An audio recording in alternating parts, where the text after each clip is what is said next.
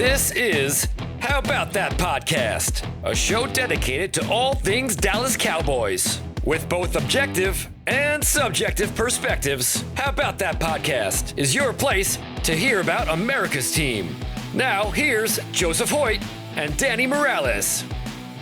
And welcome to another episode of How About That Podcast. I'm Danny Morales with my co-host here, Joey Aliberti. Unfortunate news, Joe Hoyt is not able to join us today. He underwent a nose procedure.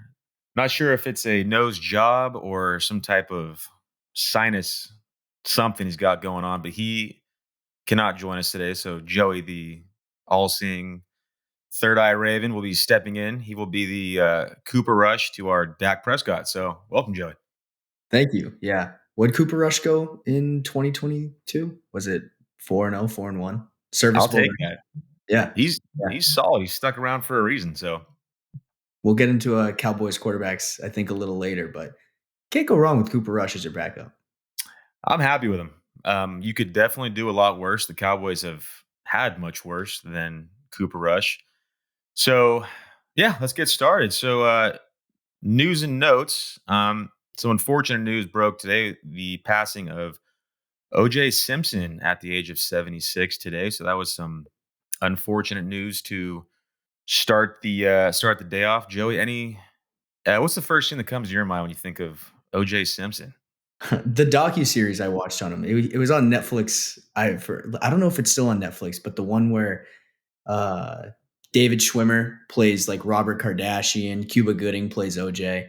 It's a really good docuseries, and I feel like I didn't know a lot about that trial until I watched that and like the job that the lawyers did for OJ. But yeah, I loved that series. It's a very, very interesting story where you kind of know, or everyone has the feeling that he did it, but I don't know. Yeah, I feel like I didn't really do my due diligence on the whole thing. And like when the news broke today, like I don't feel like I'm as informed as I should have been on the whole OJ thing. I never saw the docuseries, so I think I have to make it a point to go check that out now because it's a pretty big part of recent history, kind of recent. It's a good series. I would recommend checking it out. I will take your recommendation. Some other news broke. I don't know if you want to call it news or fake rumors or whatever we're going to call it, but some Micah Parsons news has been swirling recently. I think it came across your Twitter handle there, Joey. Yeah. So 105.3 The Fan, which is the radio show that hosts, during the season at least, hosts Jerry Jones like every Monday. And Stephen Jones at times, Shan Sheriff. I don't know how to exactly pronounce his name. But he reported that he heard from 4 different people that Micah Parsons was, quote, wearing thin on them. However you want to interpret wearing thin. But them basically saying that they wouldn't mind if Micah was like gone, which, I mean, I guess I want to hear the Cowboys fan perspective of that report. Initially, I wanted to take it as just like something to stir up drama on Twitter, which is what Twitter's famous for. I don't put a whole lot of weight in it because I feel like he is the Cowboys. The Cowboys are Micah Parsons, and Micah Parsons is the Cowboys. Whether you can say Dak is the face of the franchise or not, that's debatable. But in my opinion, I think Micah Parsons is almost kind of taken over as the face, the identity. He's kind of that player we look to make a play, to make that big stop, to get the ball back. He's like the quarterback of our defense, you could say. And to imagine a world where, hypothetically, he's not lining up on defense and Dak's not lining up under center, this team's not looking too good. So I don't think he's going anywhere. Whether he's wearing teammates thin or not, who knows? I mean, unless you're in the locker room or you're around the facilities all the time, it's all he say, she say. So I'm going to try and just tell myself that this is not true. I don't want to believe it. And I don't think there's much to it. I'm not going to look into it too much. Those 4 people, whoever they are, staff, administrators, teammates, I think Jerry Jones would have those four gone faster than he would Micah Parsons, regardless of who they are, unless it's Dak Prescott and CeeDee Lamb and then two other people. But I don't think there's a world in which Jerry Jones would ever get rid of Micah Parsons. He's definitely fully aware of what he has. And I remember Micah Parsons a few months ago went on Stephen A's podcast and was talking about how he and Jerry Jones met at the Super Bowl in Las Vegas and talked like for a little while. And Jerry Jones was basically asking him, like, what do you want this defense to look like next year? Like, how can we, like, what from the player perspective, from your perspective, how can we improve on our defense? So I don't think Jerry would ask for that input for someone that he would ever think about moving on from. No, he is a cornerstone player. I think he's going to be a Cowboy for his entire career. I can't imagine him being anywhere else. As we've seen, Jerry likes to retain his own. He takes a lot of pride in who he's drafted, and quite frankly, they've nailed it. That's one of their strengths. They rely heavily on the draft, as we've seen, and because of that, they don't take a very aggressive approach in free agency. I think it takes a combination of both to win, but they put a little more emphasis on the draft, which brings me to my next point, is the 30 visits. Because right now, draft season, rumors are swirling. Everyone's talking about who's coming into facilities, and you hear from scouts on Twitter. Some of these are genuine visits, whereas some of these are set up to be smokescreens. You want to throw other teams off. You want the people in front of you, behind you, to think that you're doing something when in reality, you're doing something else. So I was looking at the list of Cowboys visits, and I took a look back in recent history to see how many of those visits actually end up in Dallas. And in 2022, Marquise Bell, Deron Bland, Malik Davis, Devin Harper, and Sam Williams. So you look at those names, and it kind of tells me that they bring in tiers of visits. So they have their guys they're going to target early, middle, late, seventh round UDFAs. And I looked at 2023, same thing. We got Mozzie, Fehoko, DeMarvion Overshawn, Eric Scott, and Darrell Johnson. So it's the same type of thing. You had your first round pick in Mozzie, your middle round picks in Fehoko and Overshawn, and then your late round, Eric Scott, your UDFA, Darrell Johnson.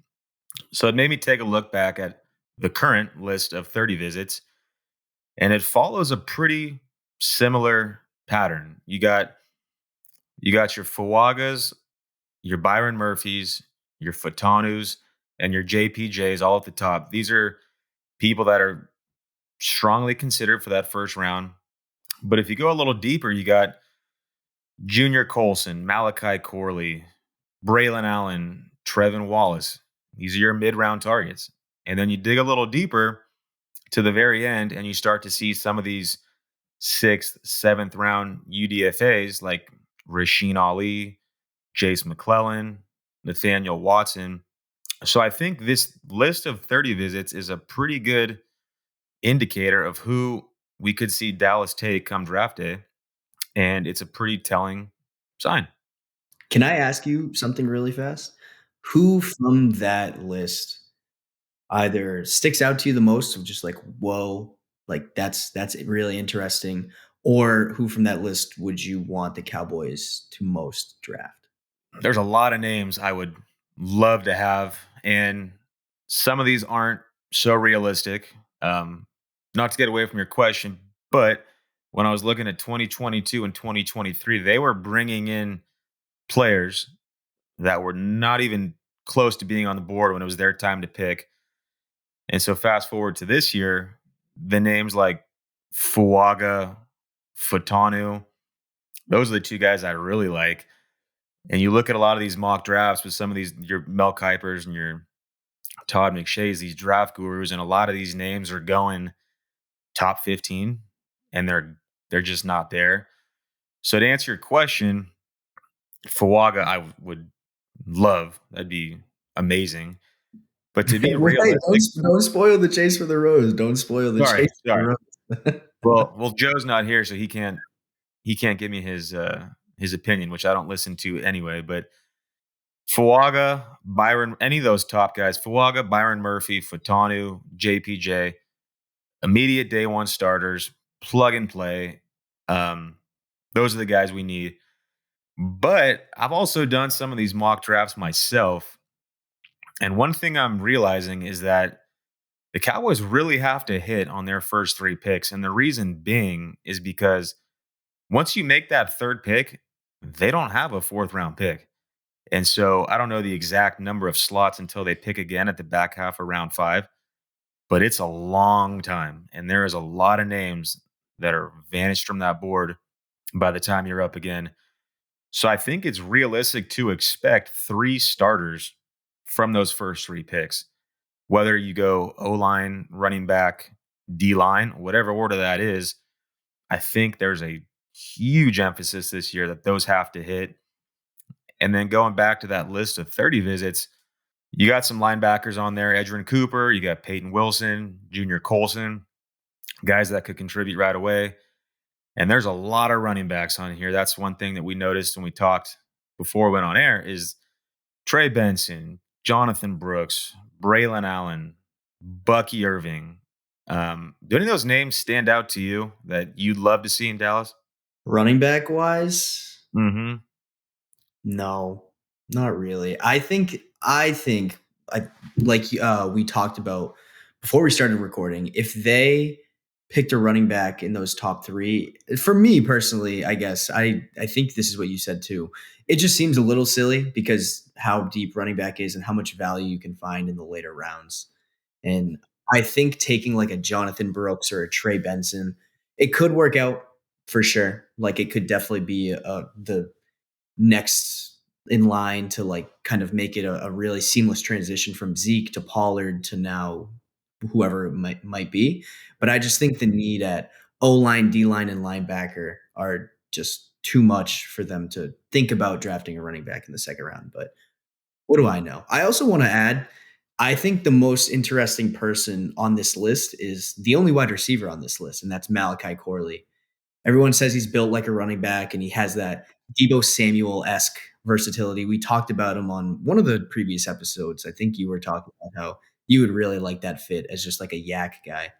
I also want to say CD is like one of the best yak receivers in the NFL. But I think just having 2 of those and then just being able to move around Corley wherever, it seems like a player that a lot of teams would love to just have as that versatile tool that they can move around in the offense. I'd be really interested to see what McCarthy would do with the Malachi Corley in that offense. And I agree. But what's tough for me about that is that you have CeeDee Lamb.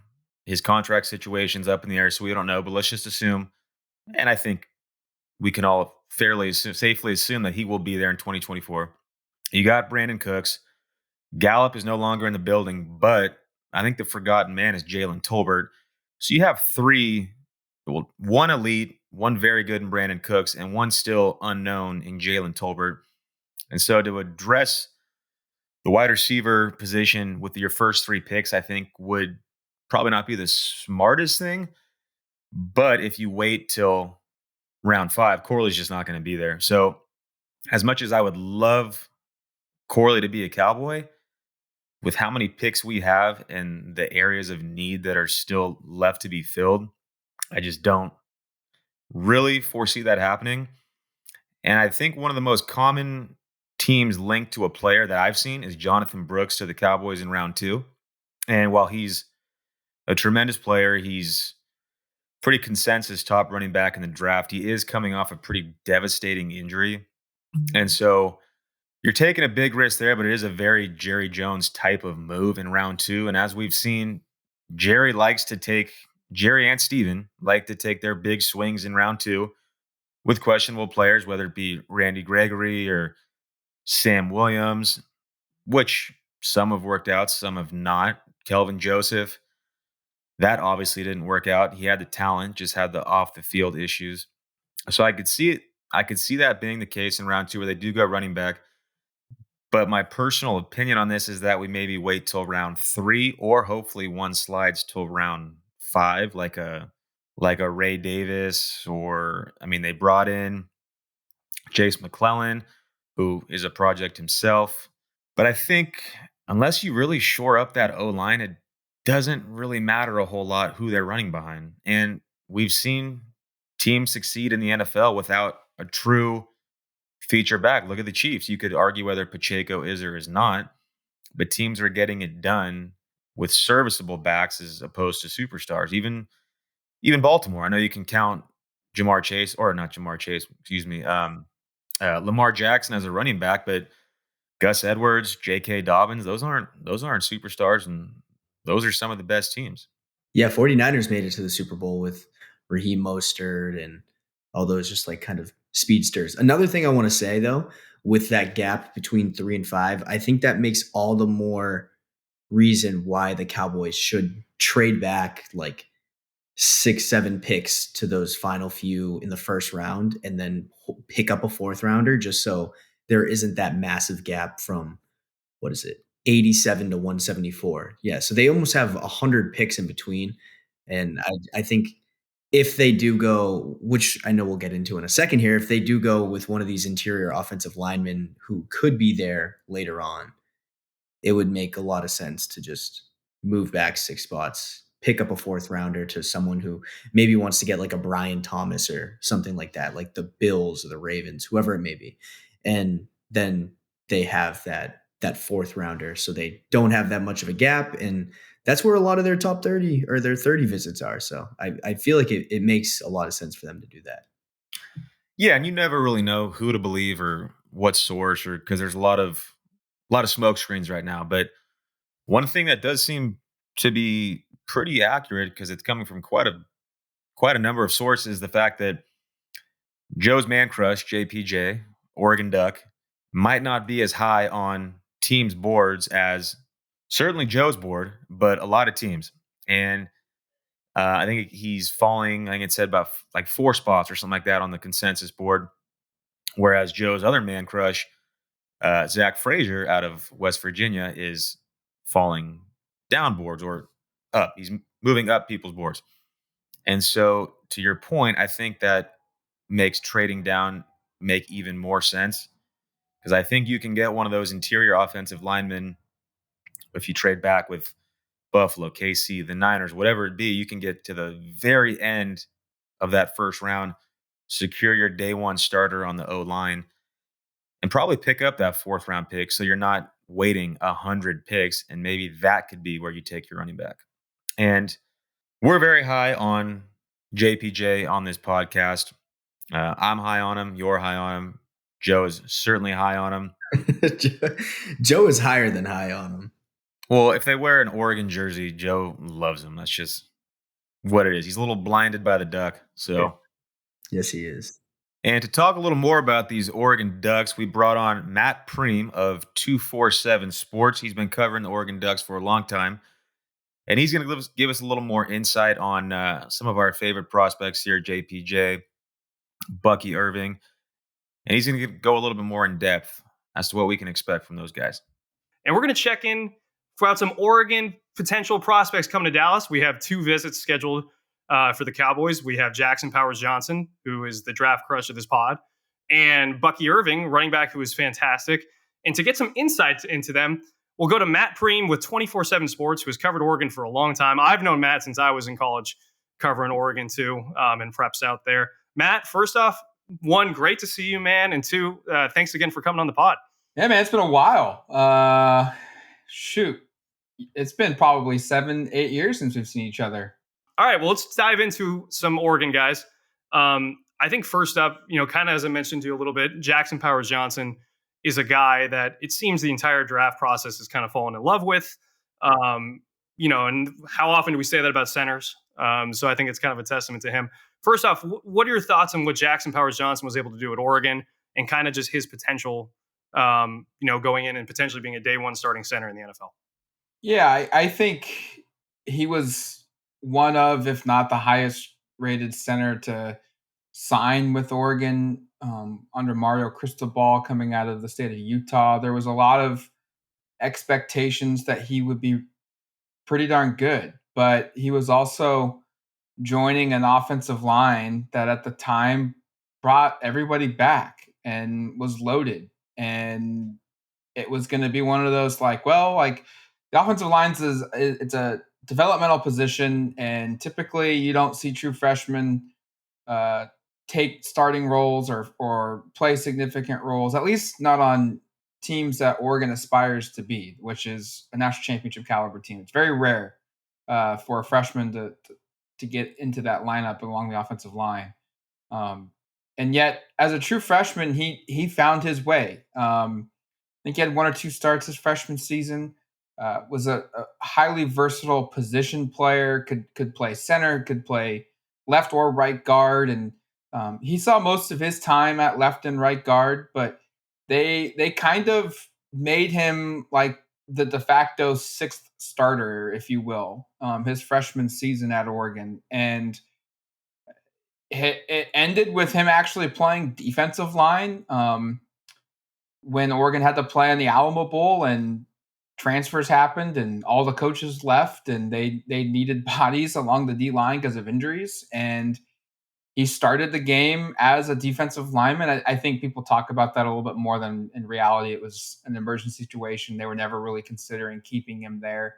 Dan Lanning kind of entertained the idea in Dan Lanning's first season of letting him during spring ball play both ways, but it was very clear he'd play center. And then his sophomore year, he was backing up Alex Forsythe, a man that he gives a ton of credit to for his development. Forsythe is in the league as well as a center, and so he wasn't a starter his first two seasons. He played a lot. He was the guy that came off the bench right away. They kind of made a rotation that forced him onto the field. And then this past season, he took over full time at center, stayed healthy pretty much the entire season, or at least healthy enough to play every game, and was absolutely tremendous. Was a really good player, and I don't know if anyone really expected him when he arrived a couple years ago to go pro in 3 seasons. But it was, you watched him play, you see the reads that he made, the checks that he made as a center, and then the physical just production that he did as a junior. Like, yeah, it made a ton of sense for him to go pro. And I think that speaks to how good he is, how much potential he still has, because he hasn't played a lot of football, and yet it was very evident by the month of November this past season that, hey, like this is probably going to be his last year. There's no reason for him to come back. He's generating first round, second round potential, draft pick discussion, and that just typically isn't normal for a center. He will be I think he will be a very good center. Right? There'll be an adjustment period for sure. He's super smart and he knows football. And on top of that, he's also like one of the best interviews we've had at Oregon in a long time. He will become a media darling wherever he goes. What you kind of touched a little bit on his ability to make checks and be smart. At the Senior Bowl, we saw a lot of just pass pro ability. He was kind of a stonewall going up against guys even like Tavondre Sweat, 340-pound dudes. My question though for you, Matt, is when did you guys start to notice his proficiency in the run blocking game? Obviously, it's 6'5", a lot of speed there. And one thing that the Cowboys struggled a lot with last year was getting to the second level. Tyler Biadasz was a very good pass pro center. What would you kind of say in terms of forecasting his run blocking ability at the next level? For his first year, it was very clear his first year that he could make plays. And I understand this is technically a pass play, but there's a play against UCLA where they ran a screen and they pulled him out and he got ahead of guys and just absolutely destroyed 2 UCLA defenders. And he's that type of run blocker too, where he'll get the first guy down and then he moved to the second level and is looking to just punish somebody else. He is very fast for an offensive lineman, and multiple times in his career you would see JPJ out in front, down the second or third level of the defense, finding guys to block. So very early on, he possessed the physical traits to be a really good run blocker, and it's just gotten better every year. One thing I remember one play specifically where he did the track finish as he crossed the goal line on a screen before. I forget maybe if it was a Bucky Irving screen or something, but that was a fun play. Speaking of Bucky Irving, another guy, the Cowboys also need running backs. Tony Pollard left. They re-signed Rico Dowdle, but they're projected to take someone early to mid draft slot. Tell us a little bit more about Bucky. A transfer guy that transferred in to Oregon last year seemed to show a lot of explosiveness and burst. What did you see from him this past season?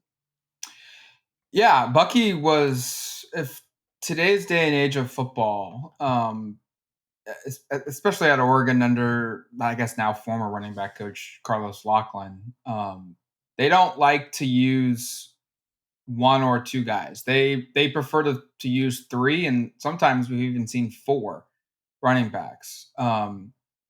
If Bucky was a guy that had 220 carries or more in a season, this is a guy that could have rushed for 14, 15, maybe even 1,600 yards in a season for the Ducks.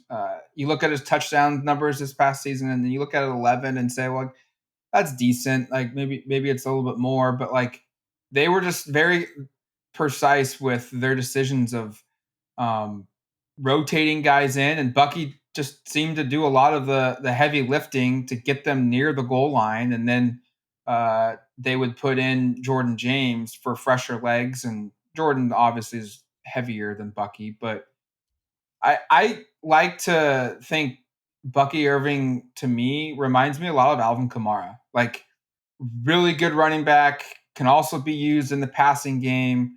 He has really good vision. He's faster than you think he is, but he's also one of the toughest players we have seen come through the Oregon ranks the last 4 or 5 seasons. I don't want to say maybe he's the toughest running back Oregon's ever had, because they've had some really tough ones. But he's in that discussion.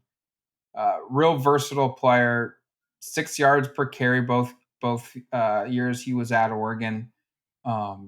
He played behind an elite offensive line. You have to account for that. But his vision, his cutback ability, his willingness to take on contact was awesome to watch. Just if you watched Bucky Irving highlight tapes, you'll see him. He very rarely falls backwards. I think you can probably count on one hand in his 2-year career at Oregon that the times that when he was tackled onto his back. He typically always fell forward. He always found a way to get 1 or 2 extra yards when he found contact.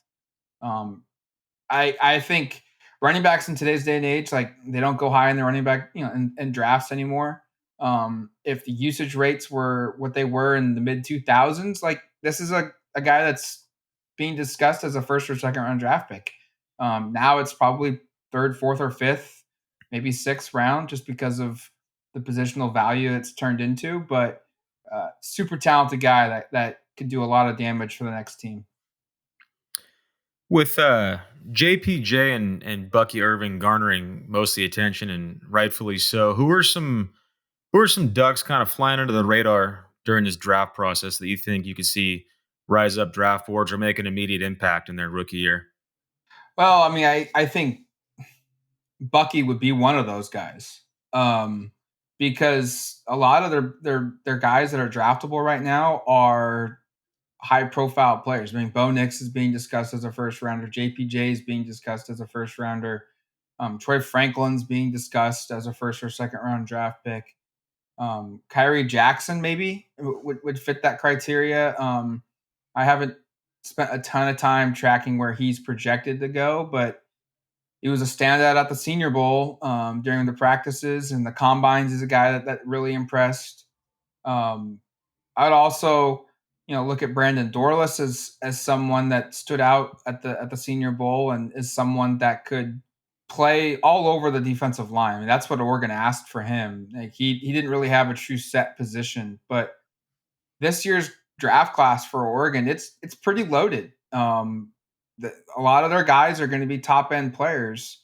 So I would, maybe to answer your question, I think it's probably Bucky. Like he's probably going to go 4th or 5th round, and I wouldn't be surprised in the slightest if he finds a way to be a contributor at the NFL level. I'm not going to say a starter because that's so hard to project, but he'll he'll bring special teams abilities, whether it's as a returner, he did that in college, or whether it's as a coverage guy, or maybe he's that third down back because he can catch passes and he can run. But it wouldn't surprise me in the slightest if Bucky's a guy that wherever he lands finds his way on the 53 man and plays. All right, Matt, we're going to wrap up here. But before we do, a selfish question. As an Oregon alum myself, I do follow the Ducks, and I'm starting to get a little excited about next season. Okay. Should I temper my expectations a little bit? How are we feeling about the 2024 Oregon Ducks? Oh, no. I mean, they're loaded. This is going to be another group. Like, look, we're talking like 7 or 8 guys that could get drafted this season for Oregon. That number could potentially double next season. They've got 2 running backs that will be draft eligible or healthy enough to now get drafted. Noah Whittington is healthy. He probably could have been a draftable player if he didn't get hurt last season. And Jordan James becomes draft eligible. They've got multiple receivers. Tez Johnson, who's going to be an NFL guy. Maybe an Evan Stewart, who's a former 5-star. Terrence Ferguson's a tight end that will get drafted. He had an NFL decision to make. Jeffrey Bassa, Justin Jacobs, 2 NFL linebackers that Oregon has. Chris Hampton, Oregon's co-DC, was raving about Florence recently, saying that Jalil Florence is a cornerback. He's going to be a junior. That he's kind of the next guy that they feel like has true NFL potential. But that hasn't even touched on like Jabbar Muhammad, who transferred in from Washington. That's going to be an NFL guy. So, like, to answer your question, like if you're an NFL draft guy and you like watching prospects, like Oregon will be one to pay attention to because they've got offensive linemen, they've got defensive linemen. You mentioned Jordan Birch, who could be a 2nd or 3rd round type caliber defensive lineman. They're loaded, and it wouldn't surprise me in the slightest if they've got 12 guys that are draft eligible and on mock drafts. If you read those full mock draft projections. I think they're a playoff caliber team. They're a team that can win the Big Ten. And if you are both of those, if you can qualify for both those achievements, like you're a national contender. You can win it all if you fit those criteria. And I think that's kind of the expectation for Oregon next season is that they go into the year thinking they're going to be in the hunt for the Natty. Well, 1, I'd love to hear that. And 2, scouts are going to keep an eye on Eugene in 2024 a lot, but we're going to keep an eye and see if any of those Oregon Ducks make their way down to Dallas. Matt, thank you so much for coming on. Eventually, next time you're in Texas, we're going to have to, hit around and play 18 one of these days. But everyone, be sure to follow Matt. He does fantastic work for 24/7, has done for quite some time. Matt, I had it written down and I can't find it. Remind us of your Twitter handle so people can go check that out. And where else they could check you out. Oh, yeah, it's simple. It's just Matt Prehm if you want to find me on Twitter. And then you can go to duckterritory.com, which is part of the 24/7 Sports network for our coverage of the Oregon Ducks. Awesome. Matt, thank you again, and appreciate your time. Absolutely. Thank you. All right, and that was Matt Prehm of 247 Sports. I'd like to thank him again for joining the pod and give us some excellent inside info on the Oregon Ducks, and I look forward to seeing those guys in the NFL next year. Hopefully on the Cowboys. And to my next point, I was watching NFL Network the other day, and it was an RG3 segment. I forgot who he was with. It was Marcus Spears. That's who it was, a fellow Cowboy fan. And they were talking about offseason grades of all the teams in the NFL. And I said, oh, this is fantastic. I can't wait to hear what they say about the Cowboys. Much to my, or not to my surprise, I should say that the Cowboys, according to RG3, have had the worst offseason of any team in the NFL. They are, quote, a circus.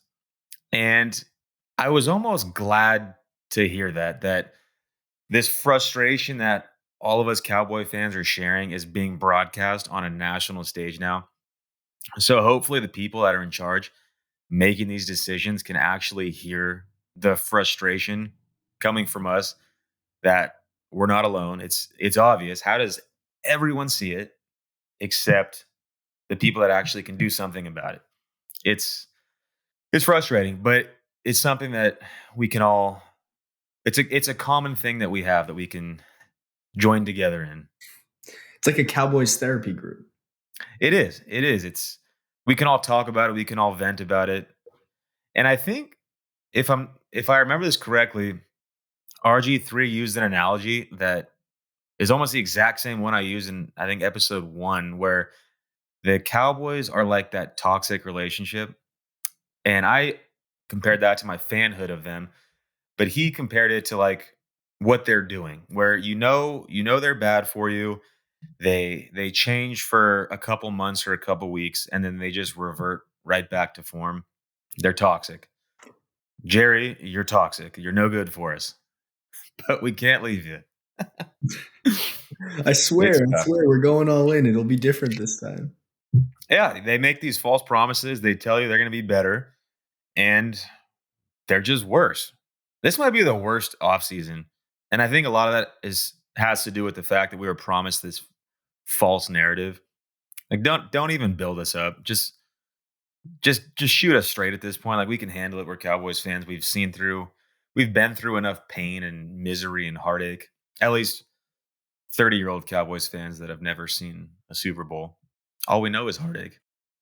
And not even to not sign the free agents, but to also not make any sort of progress on the contract extensions for Dak Prescott, CeeDee Lamb, Micah Parsons. And you could say it might have went backwards for the Dak Prescott one, where there's a decent amount of legs behind the fact that he could just play out this contract and become a free agent, which would just be insane if the Cowboys allow that. But yeah, just one of the craziest off seasons I've ever witnessed. Yeah, they've really put themselves into a corner where they have no leverage on any of their players. Dak in particular, because I've said before, if not Dak, then who? He's really your only option. And I just don't understand why the Cowboys, whether it's Micah or CeeDee Lamb now, if they see the superstar potential in these players early on, get the deal done as early as possible. Why do they wait till the final seconds when they're up against it, when they have to pay over what they would if they were to secure these deals early on in their careers? It's frustrating. And the people making these decisions, we want to think are much smarter than us, but the right way to do it just seems so logical and easy. It's very confusing why they don't do this. These people are supposed to be smart, that they trust with the franchise, and they just screw it up so royally. I don't get it. I really don't. There has to be something that the outside people such as us do not know, because like you said, it would make no sense at all unless there were other factors that we weren't aware of that like made the contract talks with Dak tough. Is it just they don't want to pay? Is it something else? We don't have like an actual idea of the factors on the outside, but I guess the only thing you can really do is hope that there's something that you don't know, so you know that they're not being this dumb. And that's what I was kind of clinging on. But then when we brought Joey Ikes on, who is the finance guru, and he explained that there are things that you can be doing, not me, that they can be doing. They are consciously choosing not to do them. And then when you find out that Jerry Jones is the second richest owner in sports, which is it his money? I don't know. But the fact that he's just like pinching pennies, and like the example he gave, consciously deciding not to spend $2 million to bring back Jonathan Hankins and replacing him with what? Nothing?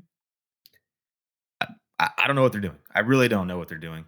This feels eerily similar, might I add really quick, to my hometown team, the Boston Red Sox, who have John Henry, who is an insanely rich billionaire owner, owns Liverpool, owns the Red Sox, owns a bunch of other stuff. The Red Sox do not spend. Obviously, they traded away Mookie Betts because they didn't want to pay him to, I don't know if you root for the Dodgers. I forget who you root for. I don't root for the Dodgers. I bleed Dodger blue. That was like, I think about that probably once a week, and just the fact that they traded Mookie Betts away for no one Nothing. that is on their team now anymore. Yeah. I mean, Alex Verdugo was okay for a couple of years, but Mookie Betts is a top 3 player in baseball, and you just traded him away.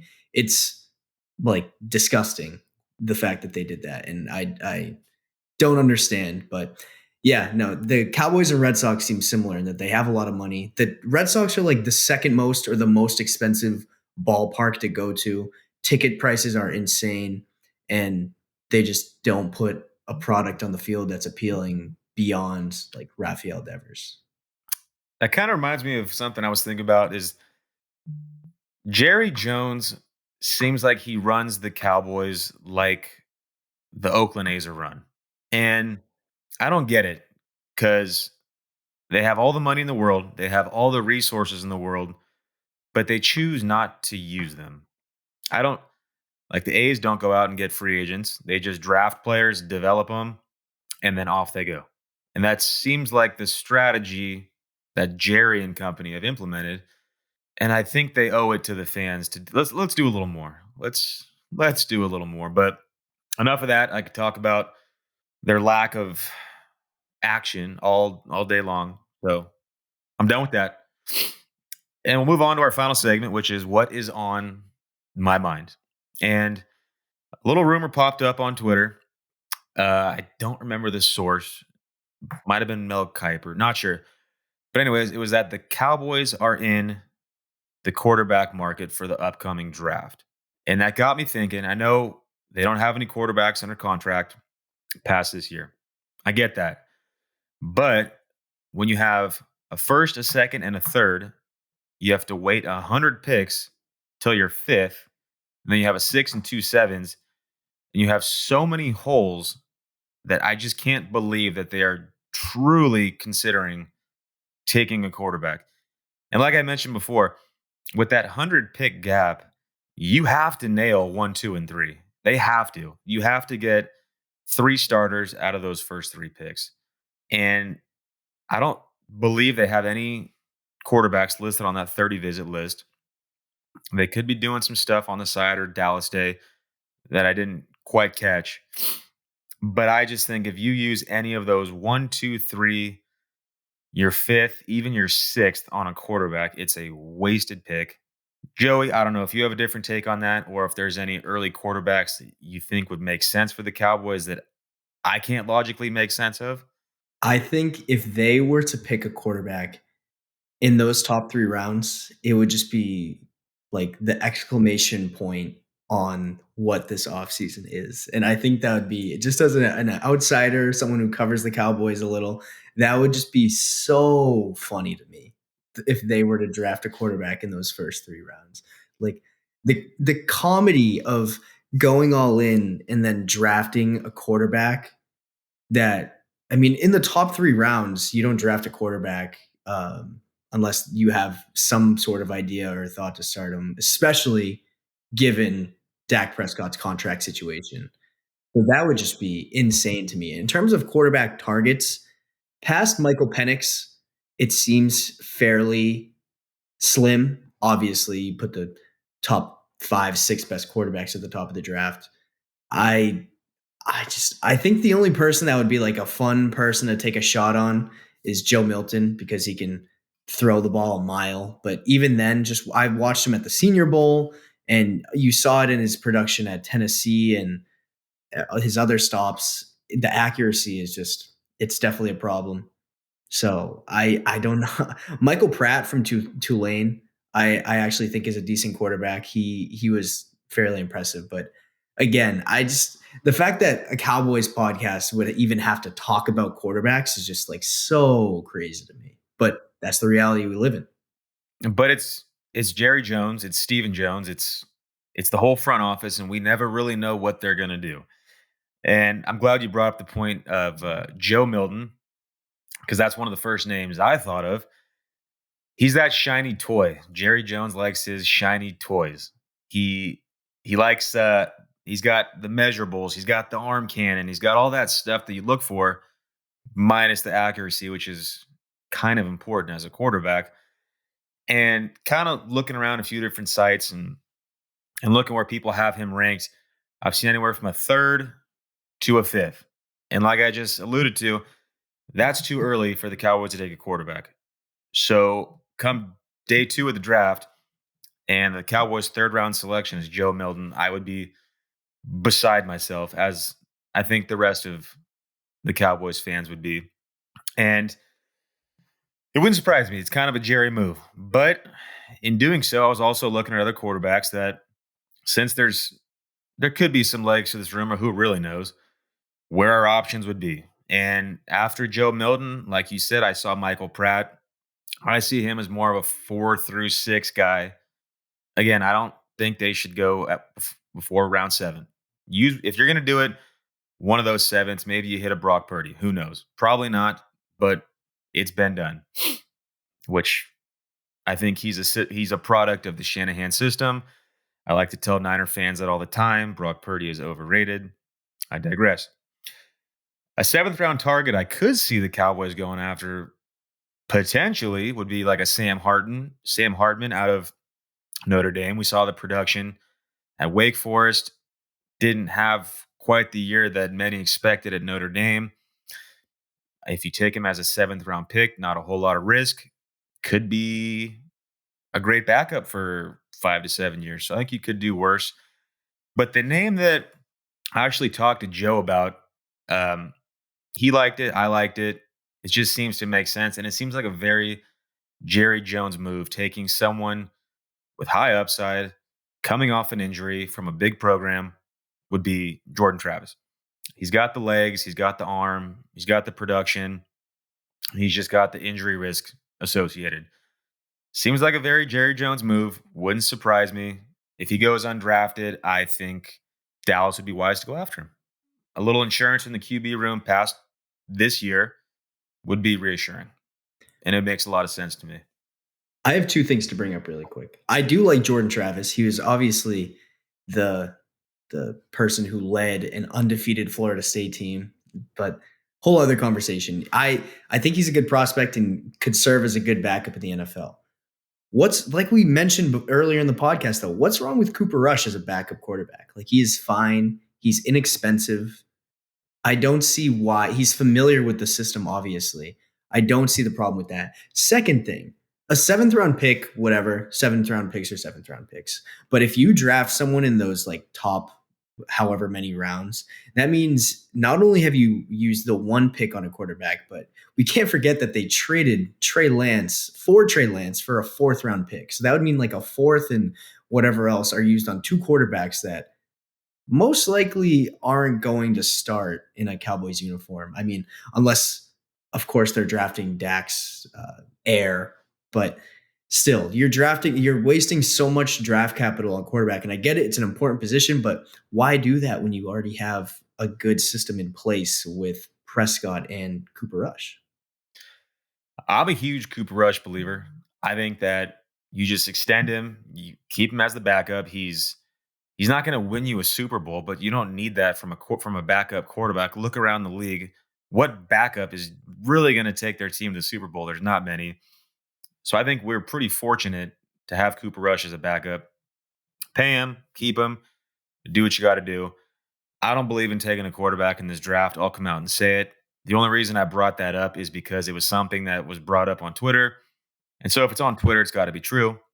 So I thought it was worth mentioning. What they got to do, figure out Dak, quit playing this dog and pony show game they got going on. It's ridiculous. Pay the man, keep Cooper Rush. Well, I don't know what they're going to do with Trey Lance. That's, even when they brought him in, I didn't really understand it. I don't know what they're thinking. I don't know what their long-term plan with him was. If you're not going to pick up the 5th-year option, if you're not going to extend him, if all you really wanted to do was get a good look in practice, that you did that for a 4th, it's like, come on, what are we doing? And now because of that, there's a 100-pick gap between your 3rd and your 5th pick. Thank you, Trey Lance. So it's time to make a decision. Put pen to paper. Get that man signed. I'm talking about Dak, not Trey. Keep Cooper Rush, and let's build around these guys. Just figure it out. It's frustrating. It's so frustrating because the answers just seem like they're written right in front of this front office. There's the answers to the test. Just do it. And they fail. I don't know. My favorite Trey Lance quote is when it was like the quarterback competition, not really quarterback competition, but when Brock Purdy was coming off that elbow injury in 49ers training camp last summer, early fall, whatever it was. And Kyle Shanahan was like, Brock Purdy would have to like melt in practice for Trey Lance to have a chance at starting, which just showed like because he's not one I feel like to talk like super outwardly about like players in that way. And so when he did about Trey Lance, who they invested so much draft capital in and had chances of starting, like obviously something is there that we just obviously don't know from the outside. He just doesn't have that what it takes to be that type of quarterback. I mean, that Shanahan system has made every single quarterback that it's started really, really good. And of course, Trey Lance went through some injury problems and that could have stunted some things. But for Shanahan to say that about a quarterback that he invested that much in, and then for the Cowboys to go invest a 4th round pick in, to think, oh, Shanahan, the basically quarterback whisperer of the NFL, who's had the most success with just random people, couldn't figure it out. So why not us? And I just think it's a crazy. The fact that the 49ers got a 4th round pick for him is huge. Which I will say at the time didn't seem like an overpay for what was Lance, the 2nd, 3rd overall pick, something like that. 3rd. So if you're going to have a 4th round pick for someone that went 3rd overall, as a Cowboy fan, I'm like, wow, we are really sticking it to the Niners. They're giving up on which they gave up a ton to move up to get him. And the fact that we got him for a 4th seemed amazing. I was talking crap to all the Niner fans around here. I said, thanks for your 3rd overall pick. Here's your 4th. Enjoy it.